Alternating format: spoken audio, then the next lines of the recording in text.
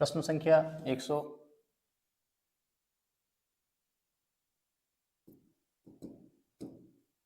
प्रश्न संख्या 114 भारत की संसद के संदर्भ में निम्नलिखित कथनों पर विचार कीजिए। संसद के संदर्भ में गैर सरकारी विधेयक ऐसा विधेयक है जो संसद के ऐसे सदस्य द्वारा प्रस्तुत किया जाता है जो निर्वाचित नहीं किंतु भारत के राष्ट्रपति द्वारा नाम निर्दिष्ट होता है। यहाँ पे एक चीज स्पष्ट है कि जो गैर सरकारी विधेयक होता है वो सामान्य सदस्य द्वारा प्रस्तुत किया जाता है, या फिर इसको आप यूं कह सकते हो कि वो मंत्री नहीं है, जो व्यक्ति मंत्री नहीं है उसके द्वारा यदि कोई विधेयक लाया जाता है तो उसको गैर सरकारी विधेयक कहा जाता है। यहाँ पे निर्वाचित और नाम निर्दिष्ट वाले में कोई ऑप्शन नहीं है, इसका मतलब पहला कथन गलत है। हाल ही में भारत की संसद के इतिहास में पहली बार एक गैर सरकारी विधेयक पारित हुआ है। ऐसा कोई भी पहली बार वाला और हाल ही में, पहली चीज तो हाल ही में और दूसरा पहली बार, तो ये दोनों ही कथन गलत है। इसका सही उत्तर रहने वाला है डी। अब इसके साथ में कुछ चीजें एड ऑन करने हम करें यदि हम, तो संसद में प्रत्येक शुक्रवार को, ध्यान रखना बहुत इंपॉर्टेंट चीज है ये, प्रत्येक शुक्रवार को एक समय नियत होता है इसके लिए, गैर सरकारी विधेयक के लिए। प्रत्येक शुक्रवार को समय रहेगा 2-2:30 बजे से लेके और 5 बजे के बीच में।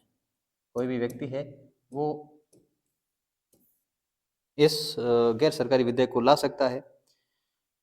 इसमें इसको लाने के लिए 1 माह पहले नोटिस देना होता है, उसके बाद उसके साथ ही अध्यक्ष की है वो अनुमति लेनी होती है, अध्यक्ष की अनुमति होगी फिर जाके ये पेश किया जा सकता है। अंतिम जो पहली बार जो लाया गया था वो लाया गया था 1952 में और अंतिम जो लाया गया है वो है 1970 में। तो इस कारण से दोनों ही कथन है वो गलत है। प्रश्न संख्या 115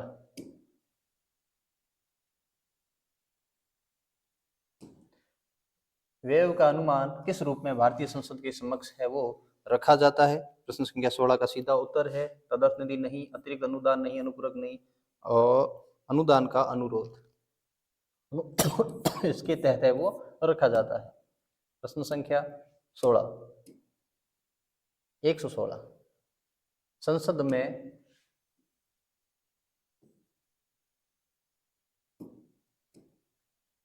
में विधान प्रस्ताव की पहल करने से पहले भारत के राष्ट्रपति की पूर्व स्वीकृति है वो आवश्यक है। किसके मामले में कह रहे हैं कि पूर्व स्वीकृति आवश्यक है? एक, नवीन राज्य के गठन के लिए, बिल्कुल सही बात है। फिर ऐसे कराधान विधेयक जिसमें राज्यों का हित प्रभावित हो रहा हो, ये भी सही लिखा है। राज्यों की सीमाओं के फेरबदल, जब गठन कर रहे हो तो सीमा में फेरबदल भी हो रहा है, तो ये भी सही है। धन विधेयक पर चर्चा के लिए तो बिल्कुल सही है, धन विधेयक का पूरा अनुमति से ही पेश होता है। इसका सही उत्तर रहने वाला है ऑप्शन सभी। प्रश्न संख्या 117 टोटल 120 सवाल है। भारतीय राजनीति के संदर्भ में निम्नलिखित में से कौन सा कथन सही है? योजना आयोग की जवाबदेही संसद के प्रति होती है, बिल्कुल सही लिखा है।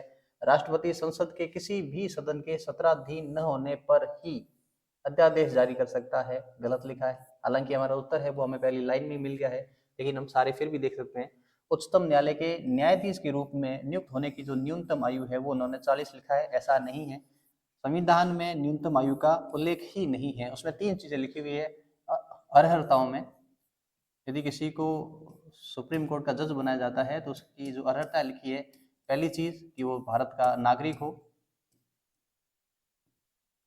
दूसरी चीज कि वो किसी भी हाई कोर्ट में 5 वर्ष जज के रूप में कार्यरत रहा हो, या फिर तीसरी चीज लिखी है कि वो 10 वर्ष तक उसने किसी भी हाई कोर्ट में वकालत की हो, या फिर एक और चीज लिखी है वो है कि राष्ट्रपति की नजरों में वो सम्मानित न्यायविद हो, सम्मानित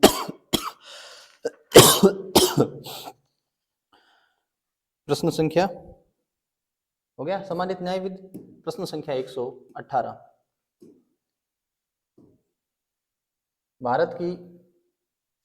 भारतीय संसद की सबसे बड़ी समिति कौन सी है?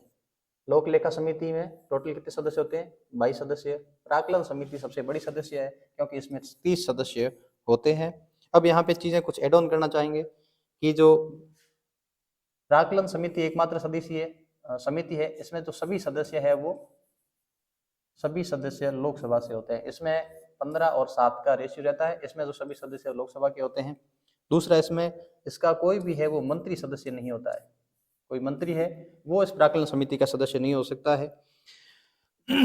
तीसरी चीज जो लिखा है, अध्यक्ष जो होगा वो हमेशा किसका होगा, सत्ताधारी दल का होगा। जबकि जो बाकी वाली इसमें है लोक उपक्रम और लोक लेखा समिति, इसमें है वो विपक्ष का होता है। लेकिन इसमें सत्ताधारी दल का जो व्यक्ति होगा वो इसका अध्यक्ष होगा। एक और चीज इसमें ऐड ऑन कर सकते हो कि जो जॉन मथाई किस सिफारिश पर है वो उसका गठन किया गया था। ये सवाल तीनों ही पूछे जा सकते हैं अलग अलग एंगल से। प्रश्न संख्या 119, संसद की लोक लेखा समिति का प्रमुख कार्य क्या है। यहाँ पे लोक लेखा प्राक्कलन पूछ लिया, यहाँ पे पूछ लिया लोक लेखा समिति का प्रमुख कार्य है शासन के वित्तीय लेखा एवं विनिमय तथा कंट्रोलर एवं ऑडिटर जनरल की रिपोर्ट का जो मोटा मोटा है क्या की जो रिपोर्ट होती है उनका परीक्षण करना। बिल्कुल 119 का सही उत्तर रहने वाला है 1। प्रश्न संख्या 120। अच्छा, ये प्रश्न आ गया हमारे सामने गणित का, प्रतिशत का। तेल की कर में 20% की वृद्धि कर दी गई है।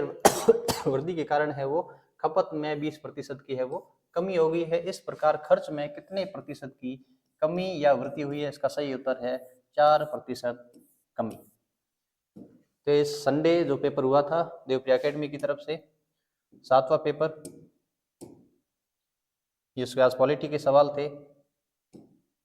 आपका कोई भी निकट बंधु जो सब इंस्पेक्टर की तैयारी कर रहा है और जैसलमेर में निवासरत है तो आप उसको देवप्रिया एकेडमी जैसलमेर संडे को सजेस्ट कर सकते हो आने के लिए अपनी जो तैयारी को परखने के लिए। थैंक यू, मिलते हैं अगले संडे को।